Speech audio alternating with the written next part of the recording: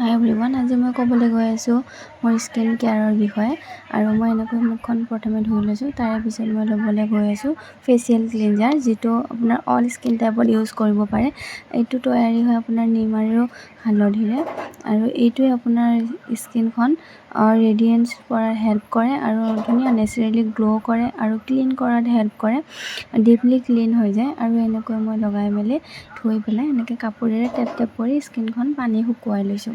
এনেকৈ 5 মিনিটছ ৰাখি তাৰে পিছত মই লগাব লৈছোঁ ফেচিয়েল টনাৰ, যিটো আপোনাৰ স্কিনখন টন কৰি ৰাখে। আৰু এইটো তৈয়াৰী কৰিছে এলো, কুকুম্বাৰ আৰু এলোমৰে। আৰু এইটোও আপোনাৰ অল স্কিন টাইপৰ হয়। আৰু এইটোৱে আপোনাৰ স্কিনখন এবজৰ্ভ এণ্ড বুষ্ট হাইড্ৰেশ্যন কৰি ৰাখে আৰু কুলছ স্মুথনেছ এণ্ড স্মুথ স্কিন হয়। আৰু এয়া মই গৈ আছোঁ তাৰে পিছত চিৰাম, ফেচিয়েল চিৰাম ল'বলৈ গৈ আছোঁ, যিটো আপোনাৰ অলিভ, আলমণ্ড আৰু কুকুমাদি অইলেৰে তৈয়াৰ কৰা হয়। আৰু এইটো আপোনাৰ ডাৰ্মাট'লজি চেভ হয়, ডাৰ্মাট'লজি ক্লিনিকেল টেষ্ট কৰা হয়। আৰু এইকেইটা হয় আপোনাৰ আয়ুৰ্বেদিকৰ দ্বাৰাই তৈয়াৰী কৰা।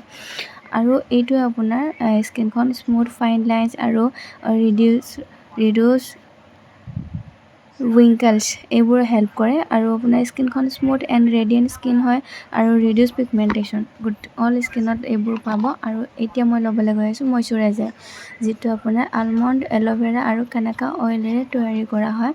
আৰু এইটোৱে আপোনাৰ hydrate skin without any stickiness, makes skin smoother and brighter আৰু ৰিষ্ট'ৰ স্কিন নেচাৰেলি গ্ল' আৰু পিগমেণ্টেশ্যনৰ কাৰণে গুড। গতিকে ৰিজাল্টবোৰ চাব আপোনালোকে।